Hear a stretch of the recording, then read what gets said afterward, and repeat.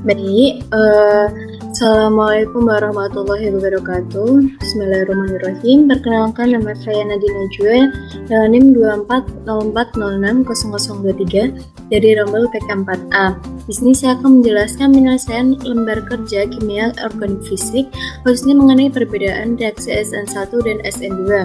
Nah, kita mulai dari bagian yang pertama dulu, yaitu penguraian konsep. Nah, untuk poin A yang pertama adalah jumlah tahap reaksinya. Jadi reaksi SN1 dilakukan dalam 2 tahap. Tahap pertama adalah pemutusan ikatan substrat yang membentuk karbokation, dan ini itu merupakan tahap yang lambat, teman-teman. Kemudian tahap keduanya adalah serangan nukleofil ke karbokation tersebut yang berlangsung lebih cepat.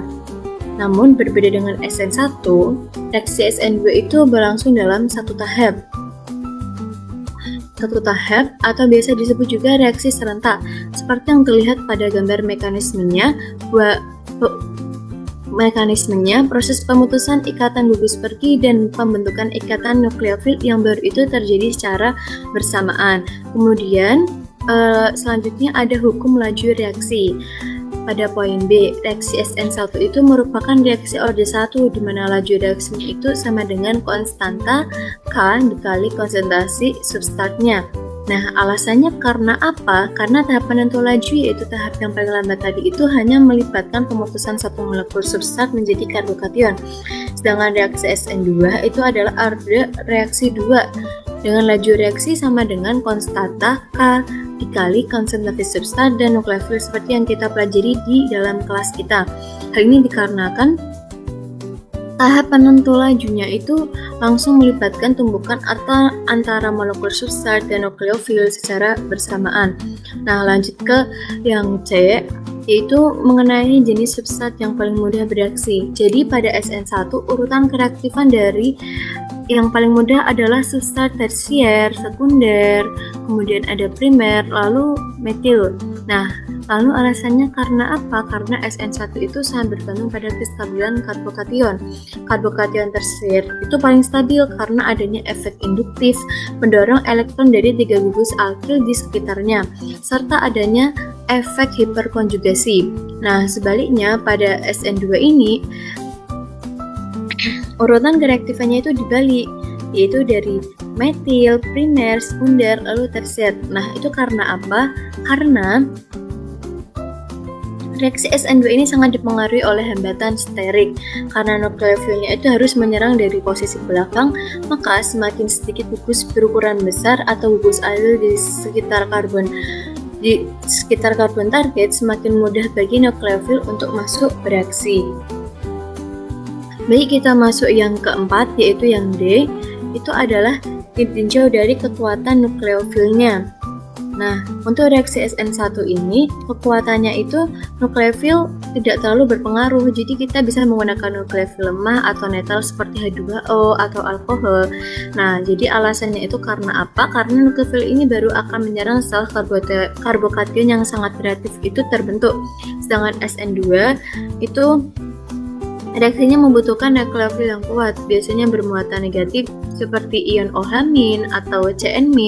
Nah, ini tuh karena nukleofil tersebut harus cukup kuat untuk memaksa masuk atau mengusir leaving group pada saat yang bersamaan.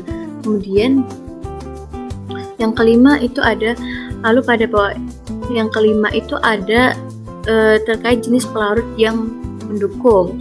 Nah, di sini ada reaksi SN1 itu didukung oleh pelarut polar protik.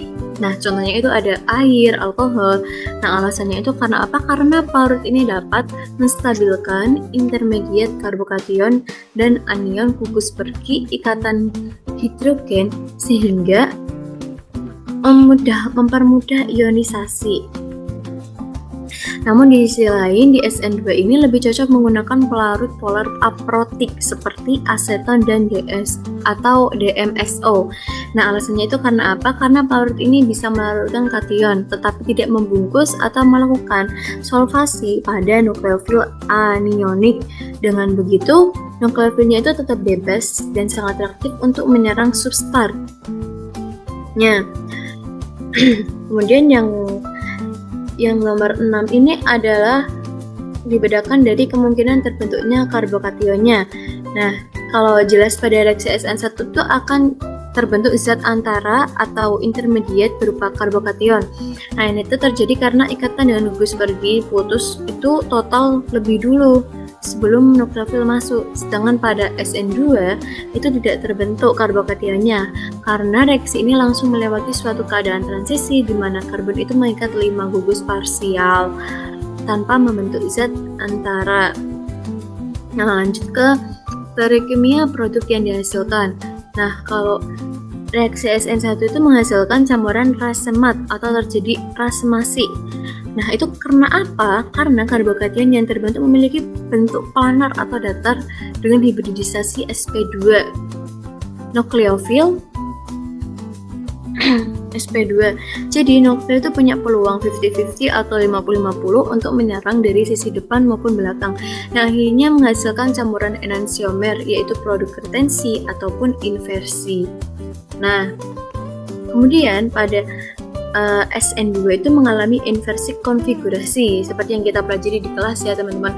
Hal ini terjadi karena nukleofil itu harus menyerang dari sisi yang tepat berlawanan dengan gugus pergi, yaitu pada sudut 180 derajat.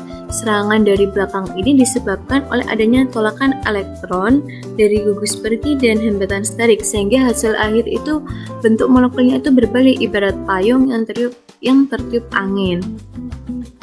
Oke, baik, kita masuk ke section 2 atau soal yang kedua, yaitu analisis hasil reaksi dan mekanisme SN1. Nah, kita masuk ke soal 2A terlebih dahulu. Nah, jadi kita di sini diminta untuk menentukan produk utama dan mekanisme lengkap dari reaksi antara terbutil bromida atau CH3CBr dengan air H2O. Karena ini reaksi SN1 dengan nukleofil netral air, jadi mekanismenya itu dilakukan dengan 3 tahap. Nah, tahap yang pertama itu adalah tahap pembentukan karbokation atau pelepasan gugus pergi. Nah, tahap ini itu berlangsung lambat, bisa dilihat juga pada gambar ini. Nah, di sini pada gambar ini ikatan C dan Br itu putus secara heterolitik, sehingga terbentuk karbokation tersier yang bentuknya itu planar beserta ion bromida lepas. Ini ion bromida yang lepasnya itu. Kemudian masuk pada tahap yang kedua itu adalah serangan nukleofil yang dilakukannya itu atau berlangsungnya itu lebih cepat gitu. Di sini molekul air bertindak sebagai nukleofil dan menyerang karbokation tersier tadi, dan sehingga menghasilkan intermediate berupa ion oxonium. Lalu yang tahap ketiga adalah deprotonasi yang juga berlangsung dengan sangat cepat. Itu terjadi pelepasan proton atau deprotonasi oleh molekul polarut, sehingga pada akhirnya terbentuklah produk utama kita, yaitu terbutil alkohol. Kemudian di sisi ini aku juga udah nulisin kayak reaksi-reaksi atau penulisan mekanisme reaksinya secara ringkas ya, kayak gimana. Cuman kalau pengen detailnya itu yang bagian sini. Kemudian lanjut ke bagian 2B. Lanjut ke bagian 2B, pada soal ini kan kita diminta untuk menentukan produk utama dan mekanisme reaksi antara senyawa benzilik atau benzil klorida, yaitu C6H5CH2 Cl sama metanol atau juga CH3OH. Nah, itu apa gitu produk utamanya. Nah, di sini kita melakukan 3 tahap seperti tadi. Nah, pertama yaitu pembentukan karbokation benzilik. Pada tahap ini klorin itu akan melepas sehingga membentuk karbokation benzilik bermuatan positif dan ion klorida Cl-. Kemudian pada tahap kedua yaitu serangan nukleofil. Di sini metanol menyerang karbokation benzilik yang tadi sudah terbentuk. Tuh ya teman-teman. Kemudian tahap ketiga adalah deprotonasi, di mana terjadi pelepasan proton sehingga menghasilkan produk utama berupa senyawa ether. Nah, di bagian ini juga ada pertanyaan penting, mengapa keberadaan cincin benzina itu sangat mempengaruhi kestabilan intermediate? Nah, di sini ada 5 ya, teman-teman. Alasannya itu, jadi yang pertama itu ada karbokation benzilik yang terbentuk itu dapat mengalami resonansi. Lalu kedua, akibat resonansi tersebut, muatan positif tidak hanya berpusat pada satu atom karbon positif saja, tapi juga menyeluruh ke cincin benzina. Kemudian, karena proses penyebaran atau delokasi elektron inilah yang membuat karbokation tersebut itu menjadi jauh lebih stabil. Lalu yang keempat, karena intermediate karbokationnya itu stabil, maka reaksi melalui mekanisme SN1 ini menjadi lebih mudah terjadi. Lalu yang terakhir itu adalah reaksi ini dapat berlangsung lebih cepat dibandingkan jika kita menghasilkan alkyl klorida biasa. Nah, lanjut ke yang 2C. Di sini kita diminta mengurutkan 4 senyawa dari yang paling mudah hingga yang paling sukar mengalami reaksi SN1 dengan alasan singkatnya. Nah, di sini ada 4, ada butyl klorida, benzil klorida, 2 kloropropana, terus ada 1 kloropropana juga. Nah, jadi kuncinya itu, yang pertama itu kuncinya itu adalah jadi reaksi SN1 itu sangat bergantung pada kestabilan karbokation. Semakin stabil karbokation yang bisa dibentuk oleh suatu senyawa, maka akan semakin cepat pula reaksi SN1 itu dapat berlangsung atau dapat terjadi. Nah, berdasarkan prinsip tersebut, urutan senyawanya dari yang paling mudah bereaksi adalah benzil klorida, lalu terbutyl klorida, kemudian 2 kloropropana, dan yang paling sukar adalah 1 kloropropana. Nah, mengapa urutannya seperti itu? Ini alasannya. Yang pertama itu benzil klorida menempati urutan paling mudah karena karbokation benzil itu sangat stabil, di mana elektron-elektronnya itu mengalami delokalisasi. Kemudian yang kedua ada terbutyl klorida. Butyl klorida selain membentuk karbon kation tersier yang stabil karena adanya dukungan hiperkonjugasi dan efek reduksi dari gugus-gugus sekitarnya. Kemudian yang ketiga ada 3 kloropropana, itu 2 kloropropana. Senyawa ini tingkat kereaktifannya itu sedangkan membentuk karbokation sekunder yang didukung oleh gugus metil. Lalu yang terakhir adalah 1 kloropropana yang paling suka bereaksi SN1 karena ia hanya membentuk karbokation primer yang sifatnya itu tidak stabil. Nah, bisa dilihat juga gambarnya ini ya teman-teman. Ini kan tersier, ini sekunder, ini tersier. Tapi kan kalau ini sekunder, ini primer. Jadi kalau ini yang paling sukar, kalau ini yang paling sedang. Terus antara dua ini jadi siapa gitu kan.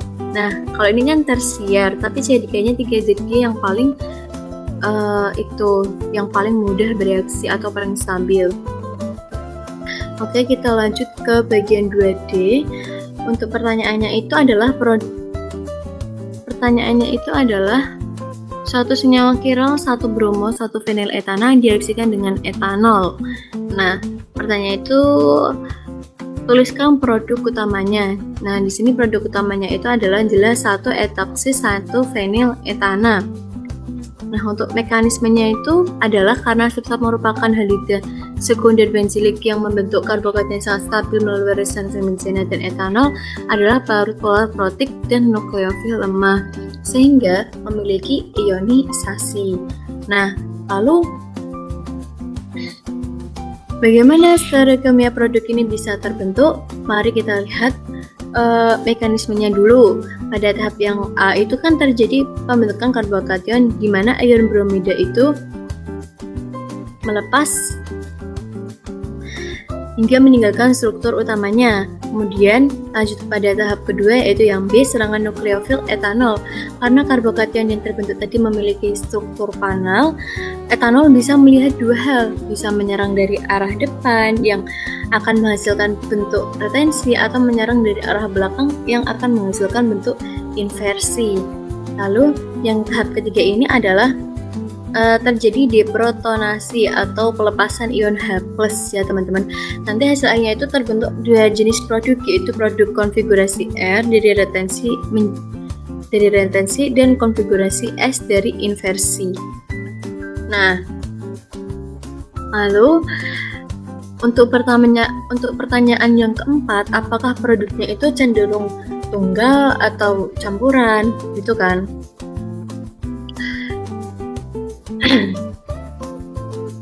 Jawabannya, produk yang dihasilkan berupa campuran stereoisomer atau bisa disebut dengan racemic mixture, campuran resemat, bukan produk tunggal. Jadi ya, seperti yang saya jelaskan sebelumnya, hal ini terjadi karena mekanisme SN1 itu membentuk karbokation yang planar sehingga etanol dapat menyerang dari dua sisi. Karena serangan terjadi itu dari dua sisi tersebut dihasilkanlah konfigurasi R dan S. Akibatnya pada akhir reaksinya itu terbentuk campuran enantiomer dengan perbandingan yang hampir sama. Baik, next ke 3B, kita masuk ke section 3 ya akhirnya. Nah, pada soal ini itu kita diminta untuk menentukan produk utama dan mekanisme reaksi antara benzil bromida CN6H5CH2 Dr plus CN-. Nah, reaksi ini berlangsung. Nah, soalnya itu jelaskan mengapa substrat tersebut tetap dapat bereaksi cepat meskipun mengandung cincin benzena. Oke, jadi reaksi ini berlangsung melalui SN2.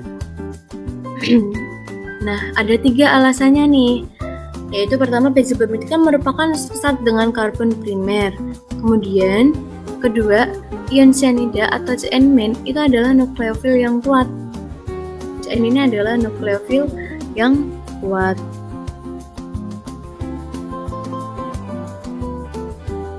Lalu yang ketiga, ion bromida itu adalah gugus pergi atau leaving group yang baik. Ini gugus pergi yang baik, CN-nya itu NO-nya kuat. Nanti BR itu juga akan melepas gitu.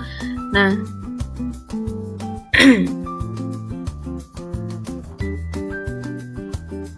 karena menggunakan SN2, reaksinya itu berlangsung dalam satu tahap. Bisa dilihat pada gambar. Nah, nukleofil CN- itu menyerang karbon bersini secara langsung dari arah belakang. Bersamaan dengan serangan dari belakang tersebut, ikatan dengan BR juga mulai putus tuh. Proses ini itu melewati suatu keadaan transisi. Seperti yang tergambar dalam kurung siku ini. Nah, akhirnya gugus BR akan keluar secara bersamaan dan reaksi selesai dalam satu tahap tanpa adanya pembentukan karbokation. Produk utama yang dihasilkan dari reaksi ini juga adalah benzil cyanida atau biasa juga disebut dengan phenylacetonitrile. Baik, kita lanjut masuk ke 3C. Di sini kita disuruh untuk mengurutkan senyawa dari yang paling mudah hingga yang paling sukar mengalami reaksi SN2. Tadi ke SN1, sekarang SN2. Nah, sertakan juga alasan singkatnya. Di sini ada 4 juga: bromometana, bromoetana, bromopropana, terbutil bromida. Nah, prinsip utamanya dari reaksi SN2 itu sangat dipengaruhi oleh hambatan sterik. Nah, jadi semakin kecil hambatan steriknya, maka SN2 itu akan berlangsung semakin cepat. Nah, oke. Berdasarkan prinsip tersebut, urutan senyawa yang paling mudah hingga yang paling sukar mengalami reaksi SN2 itu adalah bromometana, bromoetana, 2-bromopropana, terus butyl bromida. Nah, mari kita bedah alasan satu persatunya yang berpusat pada hambatan sterik di karbon yang mengikat brom. Yang pertama itu adalah bromometana. Ini adalah yang paling mudah bereaksi karena ia merupakan karbon metil yang bisa dibilang tidak memiliki hambatan sterik sama sekali. Nah, kedua ada bromopropana. Ini adalah karbon sekunder, hambatan steriknya itu udah lebih besar dibandingkan yang primer, sehingga reaksinya itu berjalan lebih lambat dari yang pertama tadi. Terus yang terakhir ada terbutil bromida. Senyawa ini merupakan karbon tersial yang sangat terhalang oleh gugus-gugus di sekitarnya. Nah, akibatnya hambatan steriknya itu kan akan semakin besar gitu ya. Nah, ini itu sangat sukar untuk mengalami reaksi SN2. Baik, kita lanjut ke bagian 3D. Soalnya adalah perhatikan dua konformer kursi dari 1 bromo 2 metil sikloheksana. Nah, pada konformer kromofer 1 atom Br ini berada pada posisi aksial. Nah, kalau pada kromofer 2 atom Br itu pada posisi ekuatorial. Nah, beda kan? Nah, terus pertanyaannya itu bagaimana? Pertanyaannya itu konformer manakah yang lebih mudah mengalami reaksi SN2? Lalu jelaskan alasanmu berdasarkan arah serangan nukleofil dan hambatan sterik. Kemudian yang ketiga, jika Br digantikan oleh OH melalui mekanisme SN2, jelaskan perubahan orientasi gugus pada karbon yang bereaksi. Nah,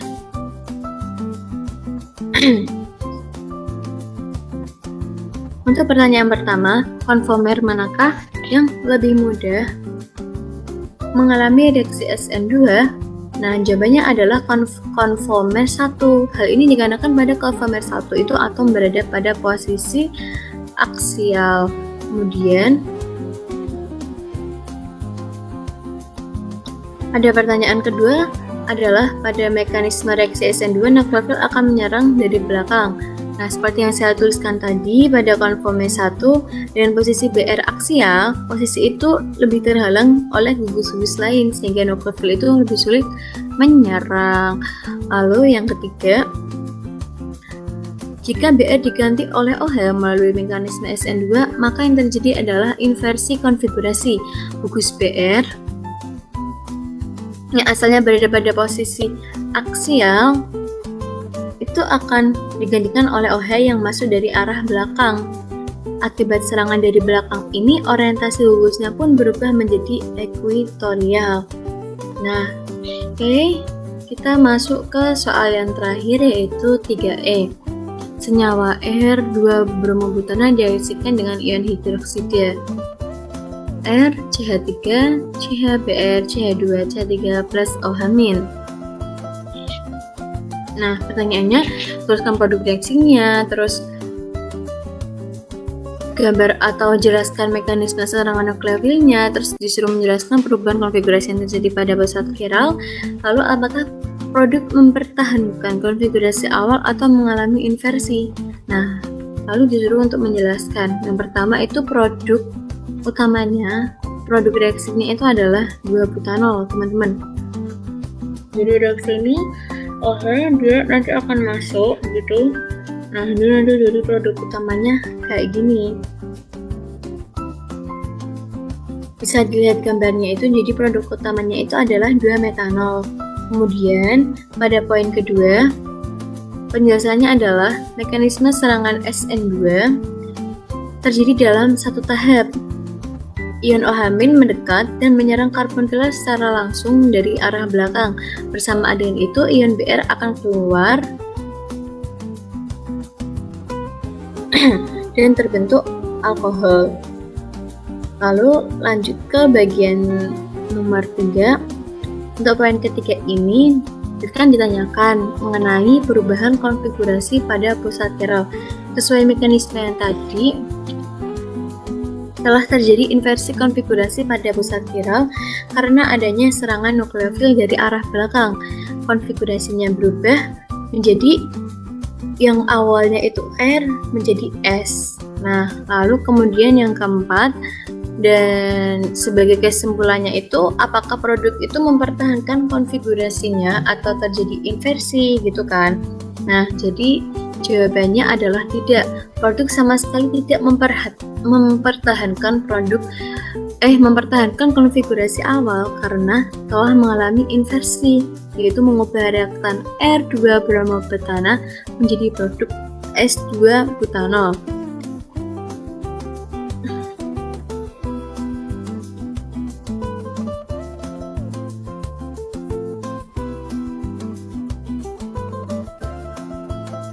sini bisa dilihat ya perbedaannya. Nah,